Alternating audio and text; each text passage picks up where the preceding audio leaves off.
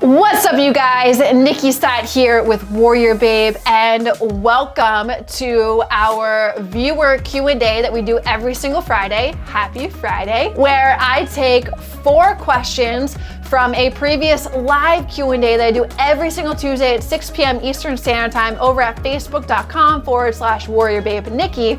And I take 4 of those questions and bring them here for you right now. If you guys are as excited as I am right now to dive into this Q&A, smash that like button and be sure to subscribe to this channel, because every single Friday we are dropping this Q&A. Maybe next week more questions pertain to your own fitness journey, and will give you confidence and clarity as to what to do next for yourself in your journey. With that being said, let's dive into it with question number 1. So Jordan asks the signs of being ready to start a cut phase. This answer will solely depend on who you are and where you're at with your journey and the overall lifestyle, body type, stressors, etc.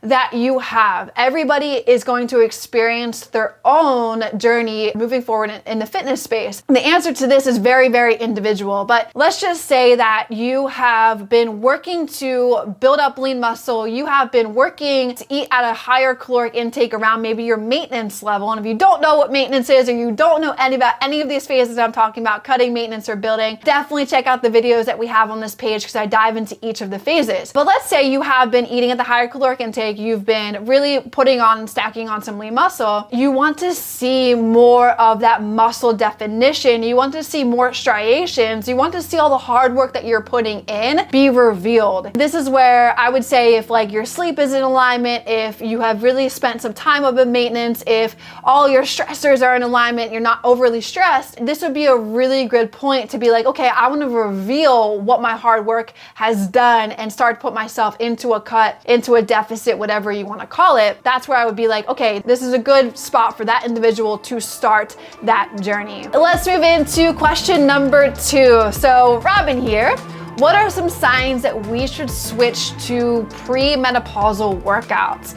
I am almost 47 and just not sure what's best for me at this stage. That is such a great question to ask, because I know that there's a lot of you guys out there that are 40, 50, 60 years old, and you're wondering, do things change as I get older with age? And yes, they do. And what you were doing once at 20 years old and 30 years old is not what you're going to be doing with your nutrition and your workouts as you reach 40 and 50 and 60, and as your body is going through specific hormonal changes. What I say to the women at this stage of life is less is more. Keep in mind, exercise is a physical stress. It's a good physical stress. You're doing good with your body by that, but it's still a stressor and your body's still under stress. Cortisol levels rise, and when cortisol levels rise, it's a fat storing hormone. So you're gonna start seeing the results that you don't wanna see if you're doing too much. If you actually start scaling back, doing like a 6-day workout plan to a 4-day workout plan, I can almost 80% guarantee that you will start seeing results that you actually want to see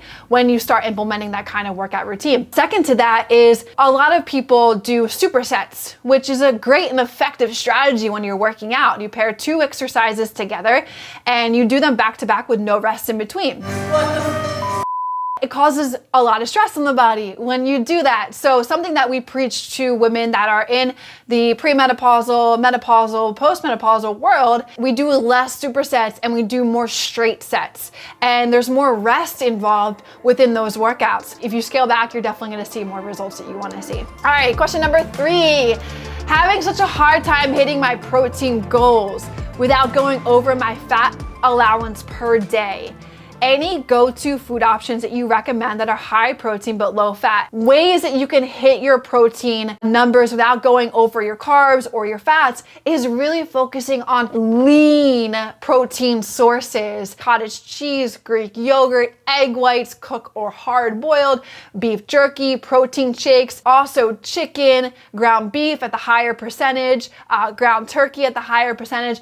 all of those examples are solely lean protein sources, meaning they don't have carbs and fats involved in the makeup of them. And so when you have and incorporate those more so on your daily basis, it's going to help you focus on hitting the protein macros overall. And I guarantee that once you start incorporating more lean proteins, you're probably gonna end up going over your protein numbers and have to adjust the quantity of protein that you're having in each meal. What happens too is that when people go over their fat and carb numbers because of their protein, it's mainly coming from like protein bars or processed protein sources, which keep in mind, those aren't gonna give you the nutritional value that lean protein sources are going to give you. Question number 4, do you think the scales that measure body fat are accurate enough to rely on? This is a great question, and I hear this question a lot. And what we say inside of WarriorBabe is that the numbers on the scales specifically with body fat and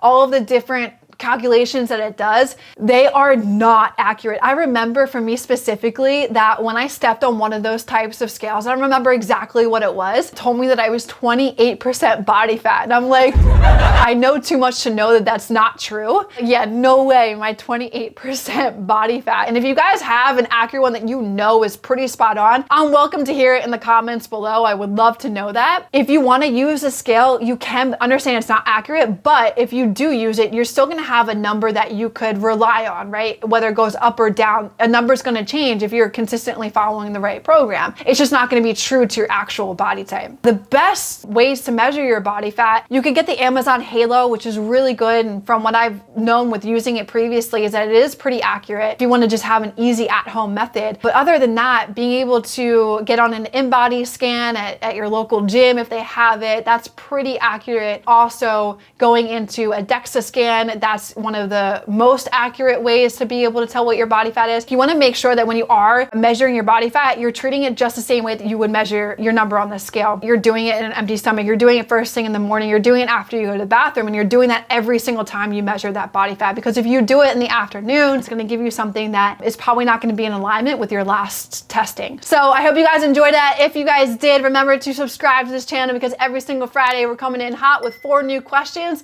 and you never know, it could pertain to what you need to hear in your journey. Subscribe to this page, and I will see you guys next time.